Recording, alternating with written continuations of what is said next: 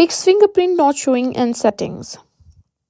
If your fingerprint option is missing from settings or you can't add a fingerprint, don't worry. In this video, I'll show you step by step how to fix it. So let's get started. First, restart your phone. Sometimes a simple reboot can bring back missing settings. Next step is to check if your device supports fingerprint sensor. Make sure your device actually supports fingerprint unlocking. If you've recently changed parts like the screen or motherboard, it might affect fingerprint recognition. Next, ensure fingerprint is enabled in settings. Just go to settings and scroll down.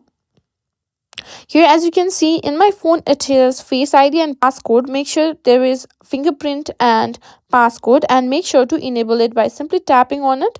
Enter your passcode and simply tap on add fingerprint. Now, if it didn't work, what you need to do is update your device software, or software bug might be causing the issue. So check for updates by going to settings and go to general, and on software update, make sure to update your device to the latest version. Now, if the fingerprint option is there but not working, what you need to do is just delete your saved fingerprints and try adding a new one. Just go to fingerprint and simply enter your passcode. Once you've done that, as you can see here, reset face ID, there will be an option that says reset fingerprint. Just add new fingerprint. Now, if that also didn't work, if the issue persists, reset all settings. This won't erase your data but will restore default configurations. That may fix the problem.